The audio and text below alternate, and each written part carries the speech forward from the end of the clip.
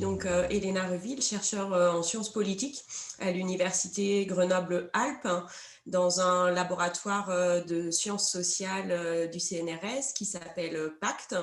Et je suis notamment responsable d'une petite équipe de recherche qui s'appelle l'Observatoire des non-recours aux droits et services, l'ODENOR. Donc, vous verrez que j'ai tenté en tout cas de faire des liens entre mes travaux de terrain qui portent notamment sur le non-recours en matière de santé et effectivement les questions qui avaient été adressées par IREPS. Et j'ai embarqué Arnaud Béal dans cette aventure et je le remercie vraiment d'avoir accepté, comme vous le disiez, de faire une intervention très articulée. Donc, je lui laisse la parole pour commencer.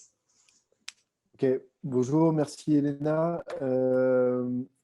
Donc moi je suis déjà très content d'être avec vous. Et puis donc je suis enseignant-chercheur à l'école de psychologues praticiens à Lyon. Et puis je participe notamment à une démarche qui s'appelle Cap Droit, qui s'intéresse particulièrement à la question du rapport aux droits des personnes en situation de handicap ou aux personnes qui entourent les personnes en situation de handicap.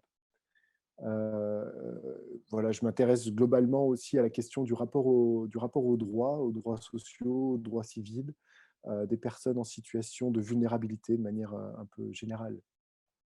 Voilà, alors en effet, on a proposé une communication articulée qui vise plus à introduire vos échanges peut-être après. Je pense que l'important aussi, c'est que vous puissiez vraiment échanger sur ces questions-là à partir de vos pratiques. Et on espère qu'on va pouvoir alimenter du coup ces échanges. Alors, juste pour commencer, peut-être de manière un peu générale, dire que bon, la thématique qui a été choisie, c'est-à-dire celle de la stigmatisation, elle est liée bien sûr aux enjeux identitaires et aux enjeux du rapport à l'altérité. Hein, donc voilà, si on peut inscrire la stigmatisation dans quelque chose, c'est bien dans cet enjeu de l'identité des individus et des groupes et du rapport à l'autre. Hein, donc identité, altérité qui sont intimement liées. Alors ça rejoint d'autres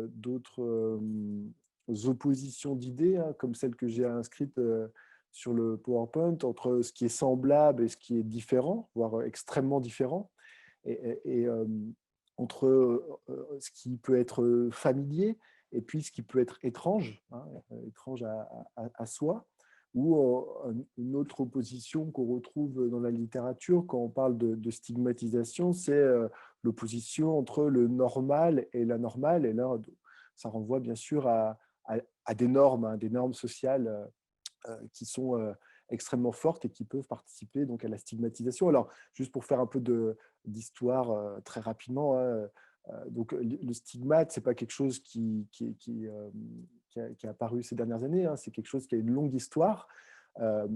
Donc, c'est ce qui le stigmate, c'est ce qui marque.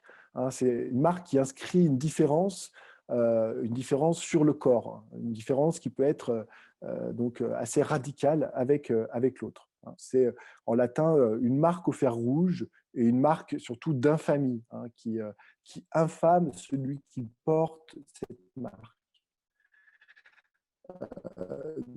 Dans l'Antiquité romaine et dans l'Ancien Régime, c'est une marque qui était faite donc au fer rouge sur les esclaves, sur les galériens, sur les voleurs, hein, puis sur le front des esclaves romains, fugitifs.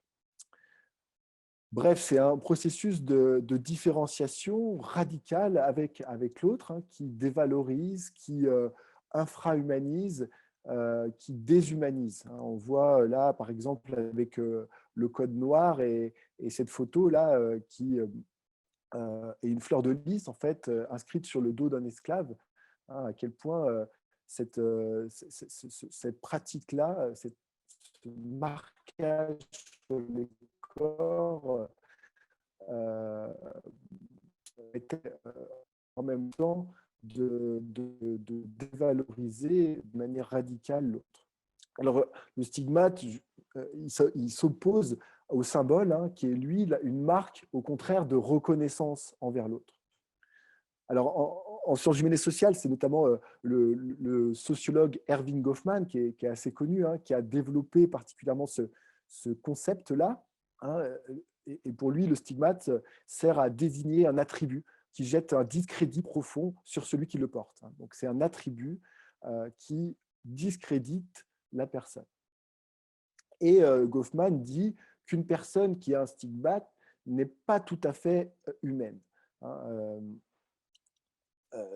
autrement dit, peut-être de manière moins forte, elle ne participe pas à son groupe qui est vécu comme le groupe normal, on va dire. La personne qui porte le stigmate n'est pas comme nous. Donc, un groupe stigmatisé, c'est un groupe qui possède un attribut socialement dévalorisé et qui conduit les membres de ce groupe à se voir la cible de stéréotypes négatifs, on pourrait dire aussi de préjugés négatifs. Et donc, ce que disent des psychologues sociaux, Croiset et Leyens, qui ont beaucoup travaillé là-dessus, disent que ces possesseurs de stigmates subiront une perte de statut et seront donc discriminés. Donc, être stigmatisé, c'est posséder donc une identité dévalorisée et jugée inférieure par les autres. Ça donne, pour le dire de manière avec le sens commun, ça donne une mauvaise réputation.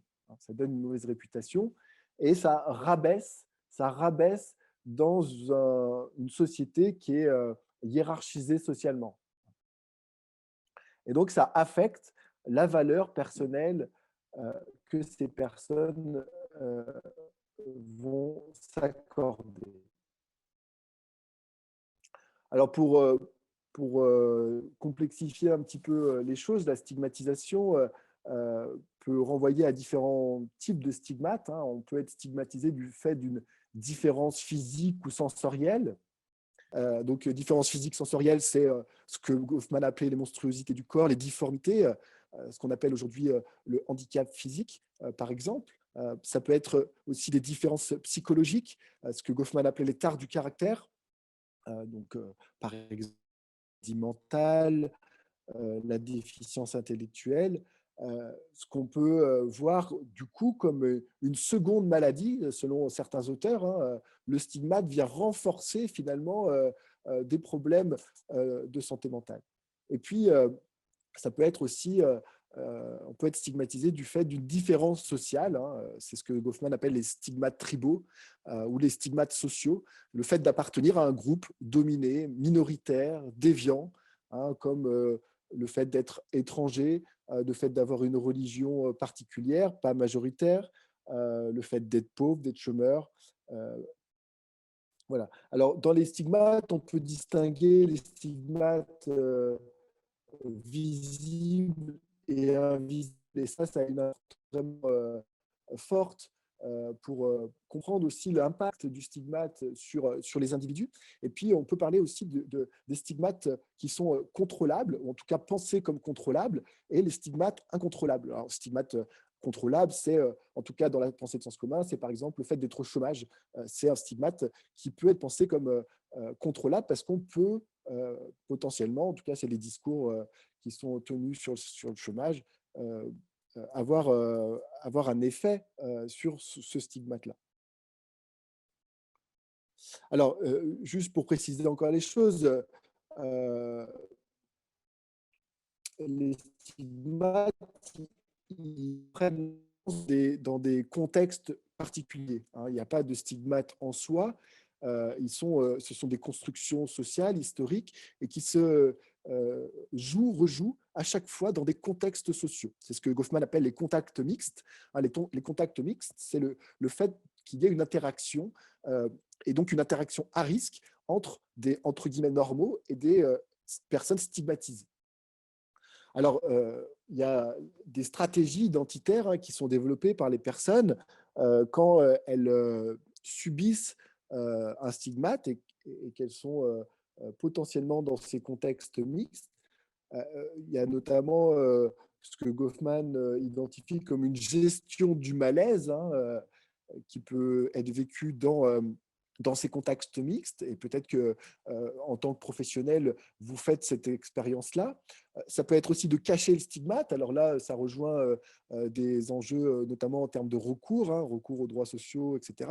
Le fait de se cacher, hein, ça rejoint ce que je disais, hein, d'éviter le contact.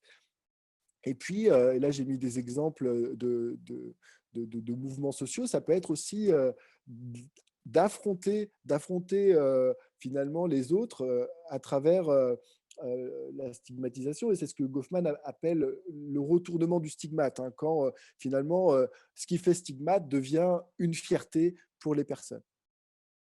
Plusieurs stratégies identitaires qui peuvent être développées du coup quand on est victime de stigmatisation, les stratégies plutôt individuelles, hein, plutôt collectives, il y a des exemples que j'ai mis en photo, et puis des stratégies comportementales ou des stratégies cognitives, c'est-à-dire relatives aux idées. Alors, juste pour dire deux, trois mots sur les liens entre stigmatisation et dévalorisation de soi, il n'y a pas de règle absolue pour penser le lien entre stigmatisation et dévalorisation de soi ou estime de soi. La littérature montre que il y a des facteurs qui peuvent accentuer la souffrance qu'on peut vivre quand on fait partie d'un groupe stigmatisé. C'est notamment le fait, il y a plusieurs facteurs qui ont été mis en évidence, j'en donne quelques-uns, notamment le fait d'avoir un stigmate invisible ou d'avoir un stigmate contrôlable. Les recherches montrent que ça augmente, ça dévalorise davantage l'estime qu'on peut avoir de nous-mêmes, hein. Et donc, ça crée souvent beaucoup plus de problèmes de santé mentale. La régularité des interactions avec les individus non stigmatisés, ça a une incidence sur la santé mentale et la mauvaise estime de soi. Et puis, quelque chose qui participe aussi à ça, c'est la perception d'existence d'une discrimination stable et chronique, hein. Quand on perçoit des discriminations voilà, qui se répètent, on va avoir plutôt tendance à avoir une mauvaise image de nous-mêmes. Et puis, à l'inverse, il y a des stratégies qui sont mises en place par les individus pour protéger son estime de soi ou la maintenir, hein. C'est notamment, on y reviendra, la comparaison avec d'autres individus stigmatisés, un grand classique pour permettre justement de garder une bonne image de soi-même, c'est de s'en prendre à d'autres personnes stigmatisées ou des personnes qui sont stigmatisées comme nous. C'est aussi l'attribution de ce qui nous arrive à des préjugés, à de la discrimination, voilà, plutôt qu'une responsabilisation de soi-même, hein. Ce sont les autres qui sont responsables de ma situation sociale. Donc, j'ai une meilleure image de moi-même. Mais les recherches montrent que finalement, c'est aussi une responsabilisation individuelle, un sentiment de contrôle qui apparaît comme un déterminant essentiel au bien-être psychologique de l'individu, hein. Le fait de se sentir qu'on contrôle sa situation, et c'est notamment le cas pour les personnes en situation de précarité, c'est important aussi pour garder une bonne image de soi-même. Et puis, bien sûr, et je me répète un peu, le désengagement de situations qui stigmatisent, c'est une bonne stratégie pour garder une bonne image et une bonne estime de soi, une bonne santé mentale, hein. Donc, je vais privilégier des situations, des contextes où je ne suis pas discriminé. Alors, du coup, ça crée des polémiques, hein, voilà, des personnes restent entre elles parce que, du coup, entre elles, elles ne subissent pas le stigmate, hein. Donc, ça peut être une mauvaise interprétation de ce qu'on peut appeler le séparatisme ou le communautarisme ou des choses comme ça. Deux mots et après je laisse la parole à Elena, euh, pour dire qu'il y a dans les recherches un lien entre l'autostigmatisation et donc l'intériorisation des préjugés négatifs et ce qu'on appelle l'empowerment, c'est-à-dire sa capacité à agir. Alors, je passe très vite, mais en psychologie sociale, il y a des travaux qui montrent qu'on peut se sentir menacé par des stéréotypes négatifs, hein. et donc être en incapacité d'accomplir quelque chose. Exemple sur la capacité à réussir des exercices ou des partiels de maths chez les femmes parce qu'elles se sentent renvoyées à cette catégorie qui est associée au fait que les femmes sont classiquement pensées comme n'étant pas bonnes en maths. L'autostigmatisation réduit le sentiment d'efficacité personnelle et la confiance en soi, donc particulièrement dans le champ de la santé mentale, et donc ça abaisse le niveau d'empowerment de la personne. Hein. Donc il y a un enjeu à déstigmatiser ou en tout cas à lutter contre cette auto-stigmatisation des personnes, notamment qui ont des problèmes de santé mentale. Je te passe la parole, Elena. Peut-être expliquer comment nous, à l'Odénor, on est venu à s'interroger sur cette question de la stigmatisation. On travaille effectivement sur le fait que des personnes recourent ou ne recourent pas à des aides, à des dispositifs, à des prestations auxquelles elles pourraient être éligibles. Et souvent, les aides, les dispositifs sur lesquels on va poser le regard, ce sont des dispositifs qu'on va dire ciblés. On a globalement un système de protection sociale en France, comme dans d'autres pays d'ailleurs, qui a évolué vers moins d'universalité et plus effectivement de ciblage. L'idée générale, c'est qu'on ne donne pas à tout le monde, on ne permet pas à tout le monde d'accéder de la même manière à certains dispositifs. On va sélectionner des personnes qui peuvent bénéficier de certaines aides, de certaines prestations, de certains services. En fait, c'est vraiment dans un contexte où on a eu des dépenses publiques plus importantes. Et l'idée générale était de dire, pour dépenser moins, on va réduire un petit peu la voilure et du coup, on va concentrer les moyens sur des populations qui en auraient plus besoin. Donc, ce qui nous a amené à avoir peu à peu un système de minima sociaux, notamment des prestations qui vont être accessibles sous conditions de ressources, des prestations aussi qui vont se cibler sur des personnes qui seraient, entre guillemets, empêchées de travailler, qui ne pourraient pas, en tout cas, travailler de manière, je mets des guillemets, normale. Autrement dit, quand on va définir des cibles sur lesquelles on veut intervenir ou à qui on veut proposer quelque chose, on va définir des conditions effectivement pour accéder à certaines aides. On va choisir les objets du ciblage et puis on va définir effectivement tout un tas de critères et notamment ce critère relatif au niveau de ressources des personnes. Du coup, ce faisant, en mettant en place une prestation qui va être spécifique pour les personnes handicapées, en mettant en place une prestation qui va être spécifique pour les personnes qui arrivent au bout de leur droit au chômage, en mettant en place des prestations qui vont être spécifiques aux personnes en situation de dépendance. Mais finalement, ce faisant, on va construire quelque part des catégories sociales. On va mettre dans une même catégorie des personnes qui finalement ont peut-être des choses en commun, mais aussi des choses qui sont très différentes les unes des autres dans leur trajectoire, dans leur histoire de vie. Mais en tout cas, on va effectivement construire des catégories et ce faisant, on va aussi différencier. Ce que disait Arnaud tout à l'heure, on a créé des conditions d'accès qui sont différenciées au système de protection sociale et de santé en fonction effectivement de certaines catégories. Donc, on a fait tout ça, on va dire, à partir de là, des années 1980, de manière plus forte.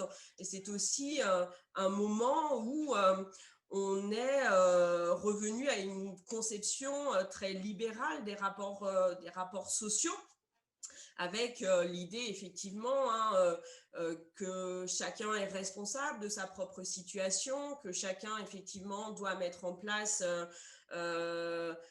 tout ce qu'il peut pour se sortir de certaines situations. On a aussi à ce moment-là une culture quelque part du soupçon qui s'est renforcée, des choses qui pouvaient être très présentes dans les pays anglo-saxons notamment, et tout ça s'est transféré en France, mais comme dans d'autres pays, et on a eu finalement tendance à se représenter les personnes qui demandaient des aides ou qui demandaient de l'aide comme des personnes finalement qui ne seraient pas en capacité de se sortir par elles-mêmes de certaines situations. Et puis cette idée aussi que les personnes en fait profiteraient d'un système et qui du coup ces personnes ne voudraient pas faire quelque chose d'elles-mêmes pour avancer dans leur trajectoire de vie. Donc finalement, on a eu par différents mécanismes dans lesquels on va pas nécessairement rentrer, mais la construction de représentations très négatives de certaines aides, de certains dispositifs.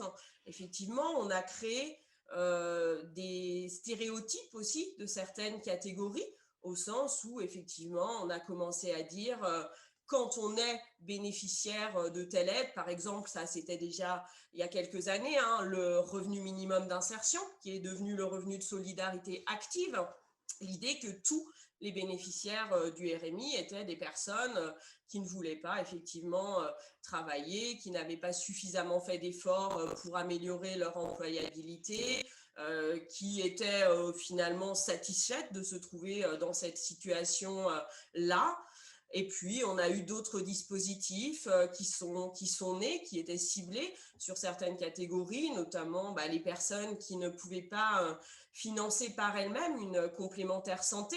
On a créé ce dispositif de la couverture maladie universelle complémentaire qui est devenu la complémentaire santé solidaire l'année dernière. Et là aussi, ce sont des prestations auxquelles on a assez vite associer des représentations très négatives, là encore, que les personnes ne voulaient pas financer leurs soins par elles-mêmes, aimaient se faire soigner gratuitement. Donc, simplement pour dire, et on pourra avancer à la diapo suivante, que en ciblant davantage notre système de protection sociale et de santé, on a construit des catégories et que c'est construit en parallèle tout un système de représentation dévalorisant par rapport à ces aides, mais du coup par rapport aussi aux bénéficiaires de ces dispositifs-là.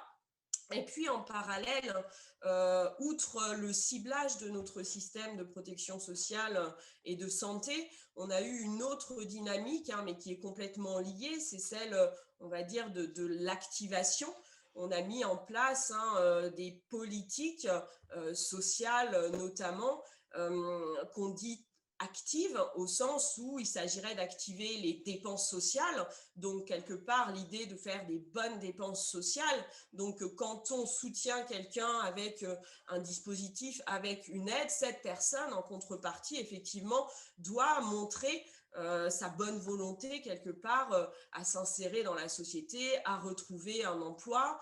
Donc en fait il y a l'idée d'activer les dépenses sociales en activant les comportements des personnes concernées. Mais du coup, sous-entendant que les personnes n'étaient pas actives, étaient passives, donc toute cette conception d'un état social un peu passif qui effectivement ne susciterait pas suffisamment l'envie des personnes de s'investir dans leur propre destinée.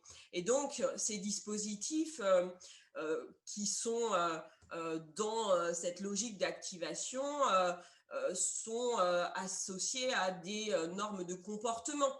C'est des dispositifs, effectivement, où c'est ce référentiel de l'activation va valoriser effectivement la notion d'effort, la question de l'autonomie, le fait de s'impliquer, d'être responsable effectivement aussi de son propre chemin vers notamment le retour à l'emploi. Et du coup, ce faisant, on a aussi produit des stigmatisations quelque part plus indirectes des personnes, on y viendra, qui pensent ne pas pouvoir quelque part répondre à ces normes de comportement, qui parfois ont l'impression en fait d'y répondre, mais quand elles sont dans des interactions, comme le disait Arnaud, on leur dit qu'elles n'y répondent pas suffisamment, et puis on va mettre en cause effectivement très directement certains de leurs comportements. Et donc, ça peut amener, si on avance, à avoir des phénomènes de non-recours qui sont quelque part plus prégnants. Si on donne une petite, tu peux avancer Arnaud, une petite définition du non-recours. Là, on renvoie à des personnes effectivement qui sont éligibles à des offres sanitaires et sociales, mais qui en tout état de cause n'en bénéficient pas. Et finalement, ce qu'on a observé dans nos travaux, c'est que cette question de la stigmatisation, elle va être productrice de situations de non-recours de différentes formes. Le non-recours, on peut en donner une définition, comme on vient de le faire, très générale, mais finalement, c'est un phénomène qui prend des formes très différentes. On a essayé de proposer des typologies de ce phénomène-là à l'Odénor. Je pourrais vous donner tout ça plus tard si ça vous intéresse. Mais voilà, on a notamment montré qu'il y avait du non-recours par non-proposition. Des professionnels, effectivement, qui ne vont pas proposer certains dispositifs, certaines aides, certains services à des personnes, et notamment parce qu'elles vont juger que les personnes, de toute façon, ne sont pas capables d'entrer dans ce dispositif-là ou n'ont pas les bons comportements pour entrer dans certains dispositifs et que du coup, ça ne vaut pas la peine. Donc, c'est là où on va retrouver, on y viendra aussi tout à l'heure, une stigmatisation qui va s'infuser dans les pratiques des professionnels et qui va quelque part amener des professionnels à dire ces personnes-là ne vont pas rentrer dans ce dispositif-là parce qu'elles seront incapables, effectivement, de leur point de vue, du point de vue du professionnel, de répondre à certaines attentes. Donc, on est là dans des formes aussi de jugement qui sont parfois pas malveillantes du tout. Les professionnels pensent effectivement bien faire, simplement en se disant je vais peut-être aussi protéger la personne de tout un tas de démarches que la personne n'arrivera pas à réaliser par elle-même. On peut voir aussi d'autres formes de non-recours qui sont en lien avec cette stigmatisation, ce qu'on appelle la non-réception à l'Odénor, sont des personnes finalement qui vont commencer des démarches pour demander quelque chose, pour demander une aide, par exemple, effectivement, cette prestation de la complémentaire santé solidaire pour pouvoir financer des soins qu'elles n'arrivent pas à financer.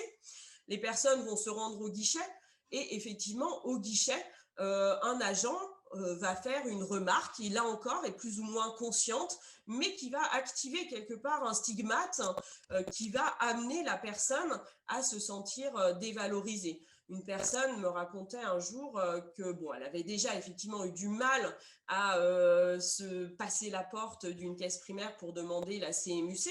Donc ça, on y viendra. Mais donc, au moment où elle était en discussion avec l'agent, on lui a dit « Ah bah oui, vous demandez parce que forcément, vous ne travaillez pas. » Et donc, la personne me dit, en fait, c'était le forcément qui m'a fait, qui m'a heurté parce que finalement, d'un coup, je me suis dit, ah oui, en fait, on pense de moi que je suis comme ci, comme ça. Et en fait, dans la tête du professionnel, très certainement, s'activaient toutes ces représentations plus générales relatives à ces bénéficiaires, à ces aides dont on a parlé juste avant. Et donc, le professionnel projetait en fait sur une personne à travers un mot qui était peut-être malheureux. Et la personne me dit, ça m'a clairement amené à ne plus y retourner. Donc, je n'ai pas reçu ce que je pouvais obtenir parce que je n'ai pas continué, parce que c'était trop compliqué pour moi. Ça m'avait fait violence, ce mot-là.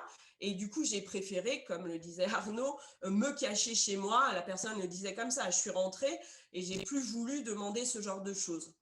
Donc finalement, ça nous amène à ces formes de non-recours qu'on va appeler à l'Odénor par non-demande. Le fait, parfois de connaître des dispositifs, de connaître des aides, mais d'avoir aussi conscience qu'il y a tout un tas de représentations qui sont accolées à ces aides et aux bénéficiaires de ces aides-là, et du coup à se mettre à distance de tout ça. Donc à se tenir loin, par crainte effectivement de l'étiquetage, en se disant si je rentre dans un dispositif, si je rentre dans une aide, ça veut dire en fait qu'on va me penser comme ces bénéficiaires dont on dit tant de mal.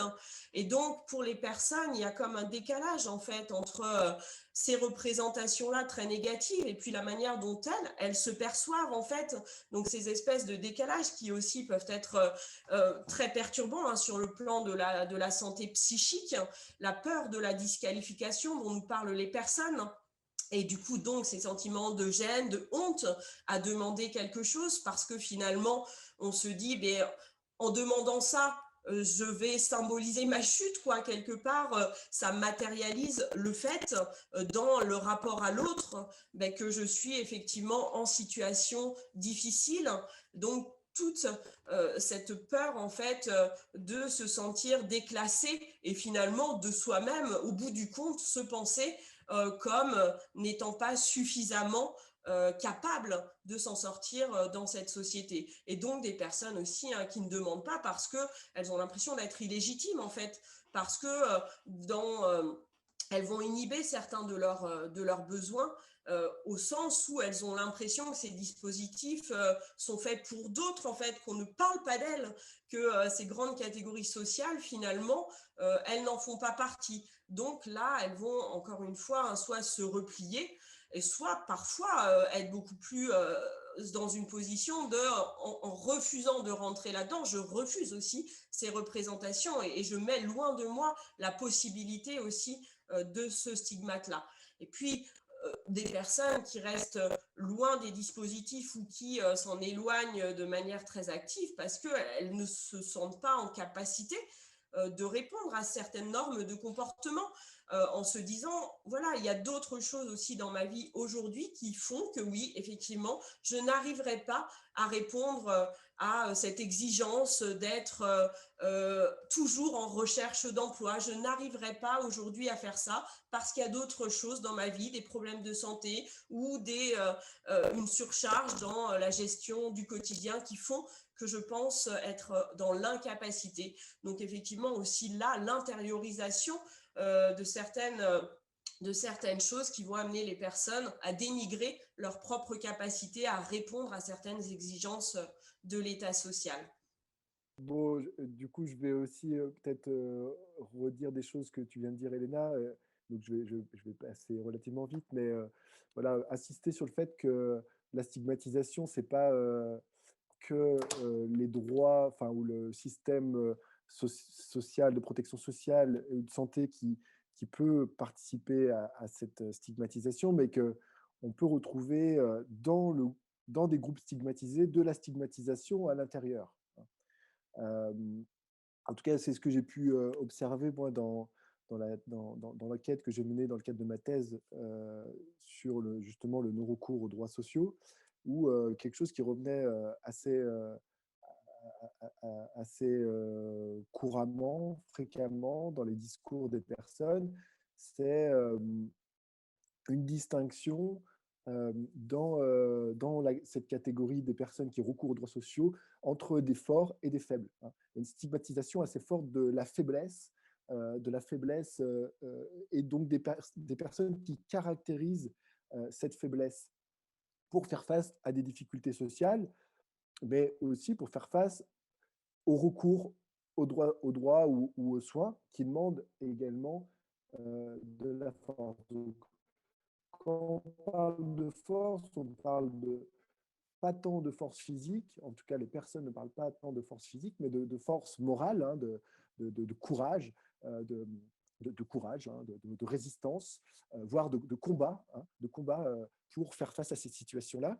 Euh, En fait, ce qu'elles disent par là, c'est qu'elles ne veulent pas ressembler à des catégories de personnes qui représentent les personnes qui ont chuté socialement, qui sont du coup en bas de l'échelle sociale, on pourrait dire.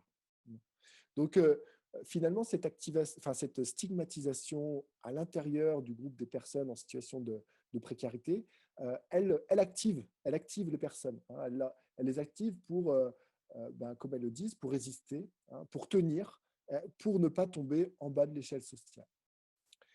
Alors ça rentre en paradoxe, en contradiction avec quelque chose qu'on retrouve beaucoup dans l'accès aux droits sociaux et aux soins, et en tout cas, que l'injonction à la faiblesse. Alors, elles ne le disent pas comme ça, elles ne disent pas que c'est une injonction à la faiblesse ou une injonction à la vulnérabilité ou à la victimisation, mais c'est comme ça qu'on peut le traduire, hein, qu'elles ressentent euh, une obligation très souvent d'avoir à se plaindre pour recourir pour accéder à des droits. Ce qui peut créer du coup une identité négative, hein, pour elle. Euh, c'est se montrer à l'autre comme une victime, et ça peut être très difficile à vivre, c'est souvent très difficile à vivre, et en même temps une nécessité pour pouvoir accéder à des droits sociaux, notamment quand on a des difficultés pour y accéder, hein. Le phénomène de la non-réception crée souvent ce sentiment qu'il faut retourner, redemander, et donc se montrer d'autant plus à plaindre. On pourrait multiplier les exemples, mais voilà, ce phénomène-là est producteur là, de tensions au niveau identitaire et souvent de rejet. Alors, autre chose que tu as abordé, Elena, c'est ce sentiment d'être un mauvais pauvre, hein, de risque, en tout cas, d'être associé à ce qu'on pourrait appeler des mauvais pauvres. Et là, je reprends un travail historique qui a été fait par Jérémec sur l'histoire de la pauvreté, surtout de la prise en charge de la pauvreté depuis le Moyen-Âge en Europe. Et, cette, ce passage de la pitié à la potence et de la potence à la pitié pour pouvoir gérer la pauvreté et les pauvres, hein, et qui est associé à une conception finalement libérale des rapports sociaux, autrement dit par le travail, hein. Si enfin, voilà, avec cette valeur, cette éthique du travail qui est fondamentale dans notre société contemporaine. Voilà, et donc les personnes dans ces situations-là, elles s'inscrivent en tout cas une partie de ces personnes-là s'inscrivent dans ce discours, hein, de quand on veut, on peut s'en sortir. Et puis il y a des personnes qui abusent des droits sociaux, qui profitent, etc., etc. Et moi, je ne veux pas être associé à ça. Et donc ça a tendance à produire une attitude de non-demande. Ça ne veut pas dire que les gens ne recourent pas, mais elles sont dans une attitude de non-demande. Si on essaye de regarder un petit peu comment la stigmatisation peut être active dans les interactions entre des personnes et des professionnels. On peut prendre le cas qui est quand même assez intéressant de cette couverture maladie universelle complémentaire qui est devenue cette complémentaire santé solidaire en fusionnant avec l'aide complémentaire santé, cet autre dispositif. Donc peut-être, j'imagine que vous connaissez plus ou moins bien ce type de dispositif, hein, qui est là pour aider des personnes à accéder financièrement à des soins qui sont des dispositifs sous condition effectivement de ressources.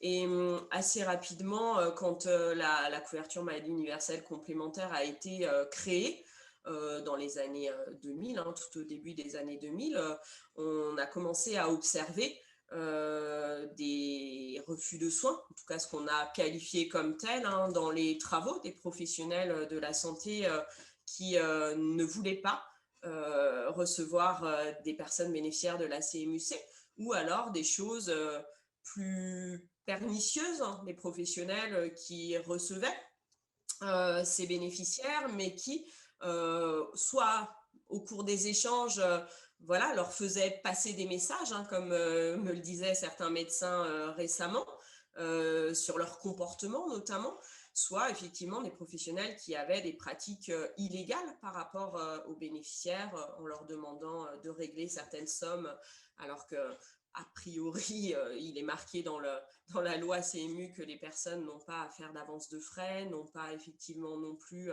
à subir de dépassement d'honoraires. Et ce qu'on voit bien quand on va essayer de comprendre un petit peu ce qui se passe dans ces moments-là, on voit que chez les professionnels de la santé, certaines représentations relatives aux bénéficiaires de la CMU-C, aux bénéfices de cette prestation, sont très actives. Le fait, effectivement, que ces personnes sont des personnes qui nécessairement ne travaillent pas, des personnes qui auraient des comportements anormaux aussi par rapport aux soins.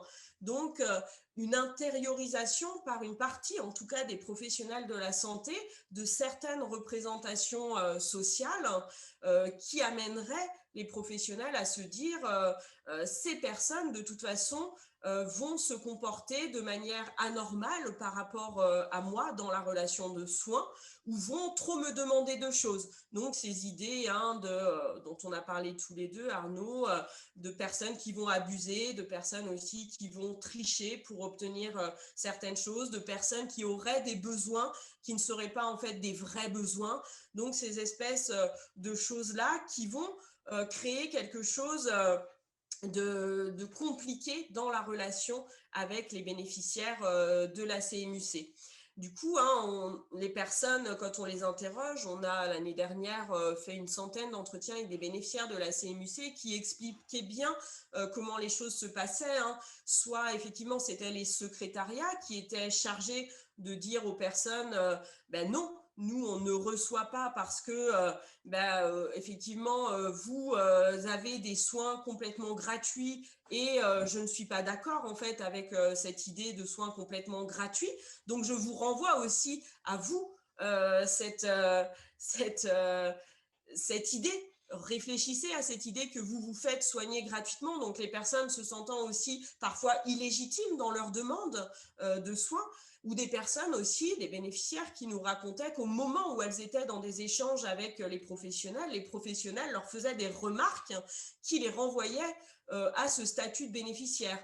Et puis d'ailleurs, une gynécologue, quand on en échangeait, qui me disait, ben oui, effectivement, alors moi, je ne les reçois pas parce qu'ils sont incapables d'être à l'heure, parce qu'ils ont un rapport au temps, ces gens-là, effectivement, qui n'est pas normal. Donc, c'est bien ce côté normal, anormal. Et le fait que cette gynécologue me disait, au début, j'en recevais et je leur disais ça. Et donc, les personnes, forcément, se sentaient, pour le coup, très dévalorisées ou très mises en cause dans certains de leurs comportements et avaient beaucoup de mal, les personnes, soit à se justifier devant le professionnel, soit à faire quelque chose de ça. Et puis un autre professionnel de la santé, c'est plutôt effectivement certains types de professionnels, notamment ceux qui exercent, on va dire, en secteur 2, qui m'expliquait que il recevait les bénéficiaires de la CMU-C sur certains horaires, et donc notamment que la journée, parce qu'il considérait qu'un bénéficiaire de la CMU-C, ça ne travaille pas, et que donc ils n'ont pas à prendre les créneaux de fin de journée qui sont réservés aux gens qui travaillent. Et donc ce professionnel de la santé me disait, ça aussi, quand je reçois les gens, je leur dis, c'est soit vous venez à ce moment-là, soit vous venez pas, parce que vous, comme vous ne travaillez pas, vous avez toute la latitude d'utiliser votre temps comme vous voulez. Donc tout ça pour expliquer en fait que les représentations, elles sont actives et que cette stigmatisation, elle peut prendre forme dans les interactions avec des professionnels, et que ça va amener en fait des professionnels à donner des appréciations sur la légitimité des besoins, sur la manière dont se comportent les personnes, parfois aussi sur leur capacité à s'impliquer ou à ne pas s'impliquer dans des soins, dans des traitements. Et donc, du coup, les personnes, en retour, nous expliquent que pour une partie d'entre elles, ça les amène en fait effectivement à perdre confiance dans leur droit à adresser certaines demandes, à adresser certains besoins, à aussi parfois se sentir vraiment moins que rien. Les personnes m'ont dit, mais moi en fait, je me suis dit au bout d'un moment, mais est-ce que c'est vrai tout ça? Donc ces comportements aussi dont on parlait tout à l'heure d'auto-stigmatisation de personnes, moi, bénéficiaires de la CMU-C, qui ont dit, ben, en fait, oui, j'en suis venue à me dire, c'est vrai, c'est normal. Après tout, c'est un privilège qu'on me donne ça. Donc, à moi de faire le mieux que je peux. Et donc, pour la personne, faire le mieux que je peux, c'était ne plus avoir de besoin de soins. Donc, ne plus demander quoi que ce soit, parce que comme ça, on ne pourra pas me dire que je surconsomme, on ne pourra pas me dire que j'utilise pas bien. Et puis, on voit d'autres personnes qui vont essayer de se débrouiller pour faire autrement. Tout à l'heure, Arnaud disait, il y a des comportements d'évitement, des personnes qui vont éviter de s'exposer à la stigmatisation. Donc là, on voit bien toute une partie des bénéficiaires qui vont contourner certaines offres de soins, les offres de soins privés, les offres de soins spécialisés, qui du coup vont se tourner forcément vers l'hôpital public ou vers des offres de soins mutualisés. Donc simplement pour dire, face à ça, un bénéficiaire de la CMU-C souvent dit, être bénéficiaire de la CMU-C, c'est savoir que ça peut exister, ce genre de choses-là. Donc, soit on choisit de ne plus demander ce genre de droit, des personnes n'ont plus voulu renouveler leurs droits en fait, et d'autres ont dit, je vais utiliser de manière un peu stratégique et je vais contourner les difficultés pour ne plus m'exposer à cette stigmatisation-là. Peut-être si on continue tranquillement vers la fin, on voit bien aussi qu'on a tout un tas de professionnels qui travaillent au quotidien à lutter contre les conséquences de la stigmatisation, qui aussi des professionnels du social ou de la santé nous disent bien que la connaissance des personnes, le fait de connaître des bénéficiaires de la CMU-C, de travailler avec des personnes en situation de précarité, va faire tomber aussi tout un tas de représentations et va désactiver aussi ces processus de stigmatisation. Donc il y a l'idée aussi que connaître les choses, avoir été formé à appréhender certaines situations peut aider à désactiver aussi des processus stigmatisants qui sont plus ou moins effectivement conscients dans la tête aussi des professionnels. Et ce qu'on voit bien, on a analysé aussi des dispositifs qui sont des dispositifs d'accompagnement vers les droits ou vers les soins, des dispositifs qu'on va appeler de remédiation et qui vont amener en fait des professionnels à accompagner les personnes dans la reperception de certains de leurs besoins, dans l'idée aussi que les droits sont des droits et qu'en fait, même si on va leur opposer tout un tas de représentations, le fait de demander une prestation qui va être une prestation qui va matérialiser un droit social, effectivement, c'est légitime. Donc tout ce travail, en fait, qui n'est pas seulement un travail d'aider concrètement les personnes à accéder, c'est pas seulement informer, c'est pas seulement aider à faire un dossier, mais c'est aussi plus symbolique que ça. C'est aussi transférer dans la tête des personnes une idée qui est valorisée des droits et simplement une idée que le droit est le droit. Donc on voit bien aussi des dispositifs où le travail est plutôt un travail d'écoute, un travail de redonner confiance en fait dans le système, en disant le système n'est pas nécessairement un système malveillant. Il y a aussi effectivement tout de nouvelles pratiques quelque part qui visent à étayer très fortement les capacités des personnes à avancer dans leur démarche administrative et de soins. Je laisse à Arnaud peut-être l'attitude de conclure.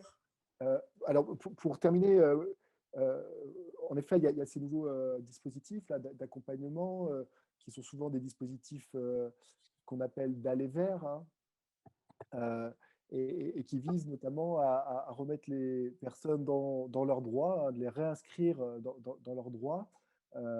Alors, ça pose quand même des difficultés aux professionnels. Moi, c'est ce que j'observe aussi sur le terrain actuellement dans une enquête à laquelle je participe sur la question de l'accès aux droits des personnes en situation de vulnérabilité psychique, notamment des personnes vieillissantes, hein, où en fait on se pose la question de finalement quid des personnes dont le pouvoir d'agir, hein, de l'autonomie individuelle, la capacité à prendre des décisions est jugé comme faible, hein, ou notamment de personnes qui ont des handicaps psychiques ou mentaux, hein.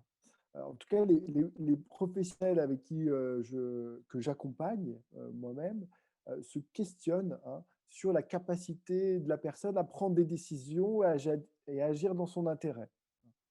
Et donc, c'est notamment ces situations de non-demande aux droits et aux soins, hein, qui mettent souvent les personnes en danger, danger voilà, elles courent des risques économiques, elles courent des risques de santé, hein, aussi des risques cliniques.